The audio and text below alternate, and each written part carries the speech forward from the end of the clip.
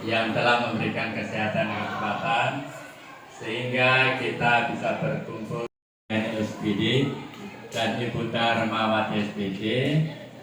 Persilakan dua calon guru penggerak kita untuk memaparkan programnya.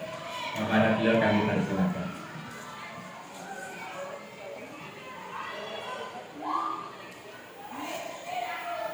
Atas kesempatan yang diberikan, Bismillahirrahmanirrahim. Yang saya hormati Bapak Kepala Sekolah, dalam hal ini diwakili oleh Bapak Wakil Kepala Sekolah. Yang saya hormati Bapak Ibu Wakil Kepala Sekolah. Yang kami hormati Bapak Ibu sesama pendidik. Assalamualaikum warahmatullahi wabarakatuh. Alhamdulillahirrabbilalamin. Allahumma salli ala Sayyidina Muhammad wa ala ali Sayyidina Muhammad. Pertama-tama marilah kita sama-sama panjatkan puji syukur kehadirat Allah Subhanahu wa taala atas segala nikmat yang diberikan kepada kita, dan tentu saja salam dan salawat selalu kita kirimkan ke Nabi Muhammad SAW beserta dengan seluruh keluarga beliau, sahabat beliau, dan tentu saja kita umatnya insya Allah mendapatkan syafaat beliau. Bapak Ibu, terima kasih atas kehadiran Bapak Ibu di tempat ini membersamai kegiatan kami, yaitu menyampaikan aksi nyata modul 3.3 dengan topik pengelolaan program berdampak pada murid. Jadi ini adalah tugas terakhir kami di modul 3. Insya Allah kegiatan ini akan menjadi tugas terakhir di kegiatan CGP kami. Baik Bapak Ibu yang kami hormati, di sini kami akan mulai dengan pertanyaan pemantik. Yang pertama, apakah selama ini pembelajaran yang Bapak Ibu lakukan milik siswa atau milik guru? Pertanyaan pemantik kedua, pernahkah kita bertanya apa mimpi atau harapan dari siswa kita? Yang ketiga, apakah ada suara, pilihan, dan kepemilikan murid dalam merancang dan melakukan pembelajaran?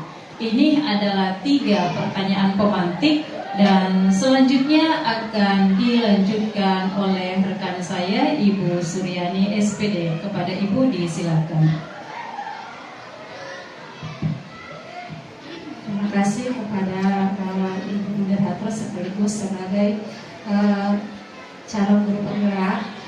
Insya Allah kami kebetulan dari bahasa Inggris dan berkolaborasi terkait dengan prakarsa perubahan yang akan kami lakukan sebagai program sekolah yang nantinya insya Allah kami harapkan akan berdampak kepada ekosistem sekolah kita. Nah, tadi sudah dipaparkan bahwa pertanyaan pemantik ini nantinya akan sebenarnya menjadi refleksi bagi kita semua. Nah, tadi dikatakan apakah selama ini di sini di prakarsa perubahan itu kita ingin mengetahui sebenarnya sejak kami angkat di sini selama ini sudah kita mau ambil budaya positifnya, sudah banyak program di sekolah kita. Kemudian terkait dengan ekstrakurikuler juga sudah banyak. Nah, kami mencoba mengangkat dari segi intrakurikulernya, dan ini sangat penting dan menjadi fondasi kita dalam proses pembelajaran kita. Nah, di sini kita bertanya bahwa apakah pembelajaran yang Bapak Ibu lakukan selama ini adalah milik siswa atau guru? Nah, kita refleksikan diri dulu. Apakah yang kita lakukan selama ini, baik bahasa Inggris, guru bahasa Inggris, guru IPA, apakah yang kita lakukan selama ini, apakah kita merancang modul ajar kita, proses pembelajaran kita ini, apakah itu dari kita atau dari murid kita atau dari siswa kita? Nah, itu dulu pertanyaannya. Kalau itu dari kita, semuanya dari guru, maka perlu lagi kita artinya merefleksikan diri, mengevaluasi bahwa ternyata di kurikulum merdeka itu yang selama ini digaung-gaungkan bahwa pembelajaran itu, apalagi ketika kita mengisi juga di PMM itu terkait dengan rapor sekolah kita, di situ ada muncul sebenarnya pelibatan murid dalam menyusun tujuan pembelajaran, dalam menyusun strategi pembelajaran, rencana pembelajaran yang mereka inginkan. Nah, kita sering mencentang tapi pada kenyataannya sebenarnya apakah di lapangan itu yang kita lakukan selama ini? Ataukah kita membuat modul ajar itu, kita membuat melaksanakan pembelajaran di kelas itu adalah kita yang punya sebenarnya, guru yang punya. Dan inilah yang menjadi dari pertanyaan pemantik ini, kemudian kita bisa mengevaluasi, merefleksi diri bahwa ternyata kita dalam pembelajaran itu butuh pelibatan murid di dalam program-program yang kita lakukan pembelajaran kita. Kenapa selama ini siswa tidak antusias, tidak terlalu dalam artian kadang acuh tak acuh mengikuti pembelajaran karena mereka tidak punya suara di pembelajaran mereka. Mereka tidak dilibatkan, mereka tidak punya pilihan. Anak-anak kita tidak punya kepemilikan terhadap pembelajaran yang kita lakukan, karena itu mau kita sebagai guru, bukan mau siswa.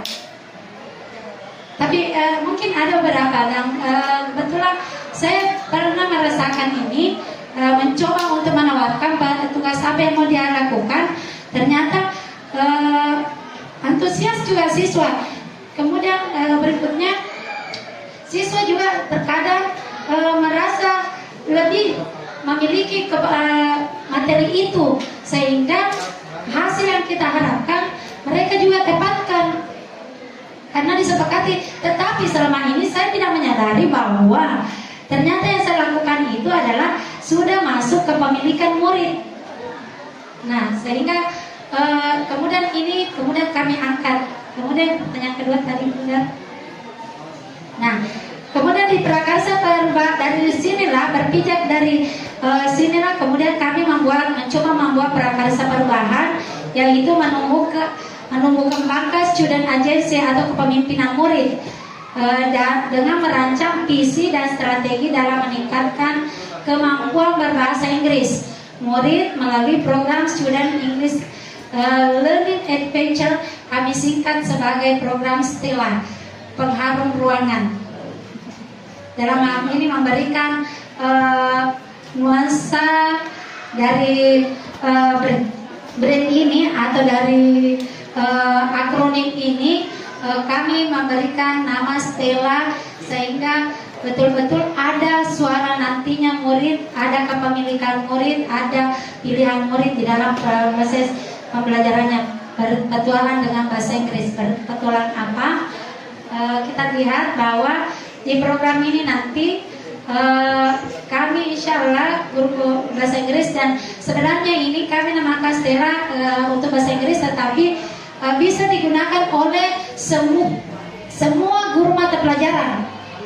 Sebenarnya bisa digunakan oleh semua guru mata pelajaran karena pijakan kita sama nantinya. Pijakan kita yaitu pada bagaimana kita nantinya kami insya Allah seperti pada waktu kayak mimpi kelas impian. Nah, hampir sama ini di proses awal semester. Nah, kami nanti akan mengkaji di situ di awal semester ataukah di awal pokok pembahasan nanti kami berencana, mudah-mudahan teman-teman juga bisa melakukan hal yang serupa. Kita akan meminta dulu pendapat siswa kita, apa mimpi mereka terhadap bahasa Inggris, apa harapan mereka terhadap bahasa Inggris.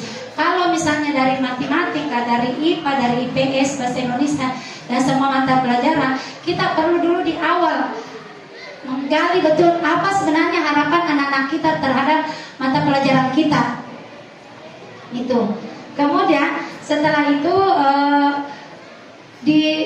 setelah kita menggali apa mimpi mereka, kemudian kami akan melakukan merumuskan tujuan pembelajaran bersama dengan murid.